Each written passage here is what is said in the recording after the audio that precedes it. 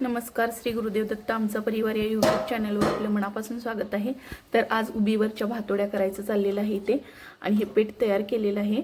5 दिवस तांदूळ भिजत घातलेला आहे आणि त्यानंतर हे मिक्सरला थोडंसं वाळवून मिक्सरला लावलेलं आहे आणि हे पीठ भिजल्यानंतर यामध्ये थोडंसं जिरं घालून घेतलेलं आहे। तर आता ही 2-3 ताटं घेतलेली आहेत आणि त्या ताटामध्ये 1 चमचावर पीठ घालून असं गोलाकार दिलेला आहे आणि त्यानंतर आपण हे ताट आपण तव्यावरती ठेवणार आहोत, म्हणजे तव्यामध्ये पाणी घालून त्यावरती हे वाफेसाठी ठेवणार आहोत। तर आता ते तवा ठेवलेला आहे, त्यामध्ये पाणी घातलेलं आहे। पाण्याला उकळी आल्यानंतर आपण हे ताट त्यावरती ठेवलेलं आहे आणि थोडंसं वाळल्यानंतर आपण हे ताट पालतं ठेवायचं आहे आणि त्यानंतर मग आपली भातोडी शिजते।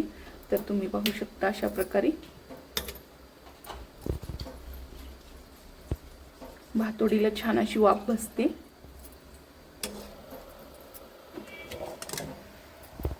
अशा प्रकारे ही भातोडी शिजलेली आहे, पाहू शकता इथे। आता हे एका सुईच्या साहाय्याने भातोडी काढून घ्यायची आहे। थंड पाणी एका परातीत घेतलेलं आहे आणि जे ताट आहे शिजलेलं भातोडीचं तर ते परातीमध्ये ठेवलेलं आहे आणि त्यामुळे भातोडी थंड होते आणि लगेच निघते। तर तुम्ही पाहू शकता इथे ताटामधली भातोडी काढलेली आहे, ही पण काढा। तर बऱ्याचशा भातोड्या इथं तयार झालेल्या आहेत आणि आता हे सावलीलाच उन्हात घालायचं आहे। उन्हामध्ये ठेवलं तर याची टोपणी होतात, म्हणून हे सावलीलाच वाळत घालायचं आहे। तर अशा प्रकारे या भातोड्या तयार झालेल्या आहेत।